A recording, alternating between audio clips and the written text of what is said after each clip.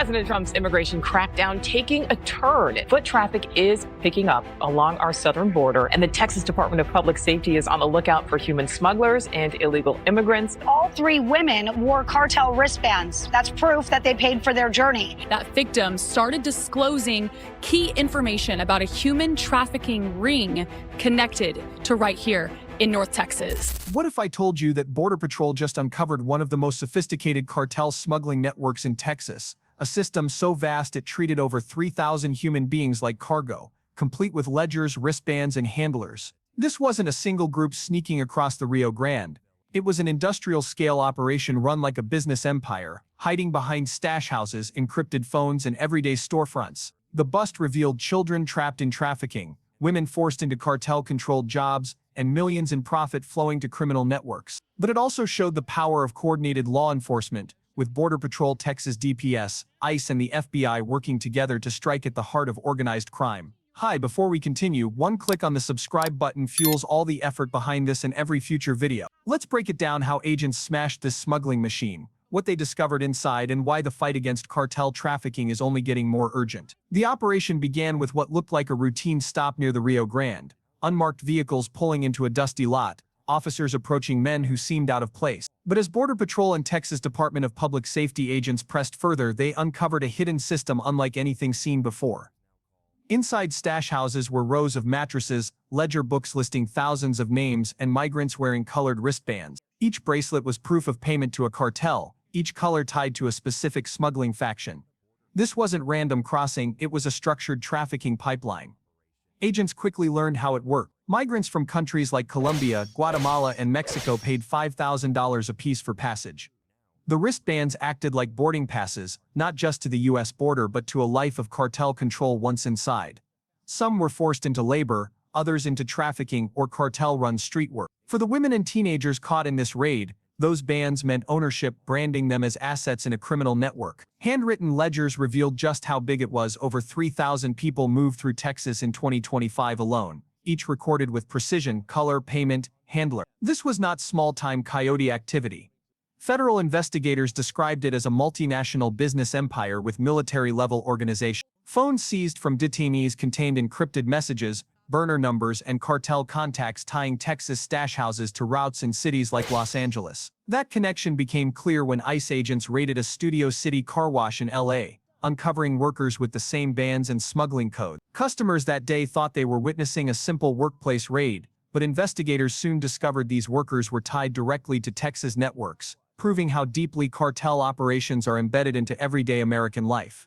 All of a sudden, all these cars pulled up and just started pulling people. Everybody started screaming. My car is sitting there with towels on. Texas highways revealed even more. Semi-trailers and moving vans stopped by Border Patrol spilled open with migrants packed inside, dehydrated and terrified, yet still wearing the cartel wristbands. Each color marked a debt still owed. These weren't people free to move forward with new lives. They were commodities being shipped across state lines, sold into forced labor or worse. The network's reach didn't stop at transport. In Michigan, police investigating a domestic disturbance arrested 33-year-old Randolph Lewis of Arlington, Texas, and discovered he was running a cross-country sex trafficking ring. 33-year-old Randolph Lewis was arrested on July 21st after Southfield police say a 21-year-old woman called them saying Lewis broke her car windshield.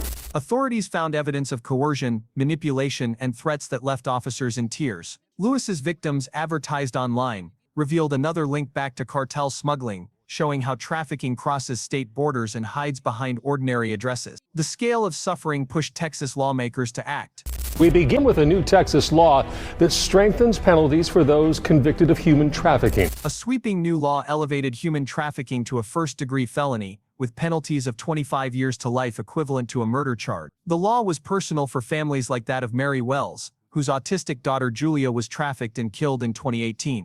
Mejia says it was in part a labor of love for a woman whose daughter was a victim of this practice. Her grief turned into advocacy, leading to the passage of some of the toughest anti-trafficking measures in the nation. Today, Texas is declared a no-trafficking zone, and anyone tied to smuggling drivers, recruiters, even those claiming ignorance, now face life-altering sentences. Outreach teams in Houston counted gunshots while searching streets where children, some as young as 14, were being sold.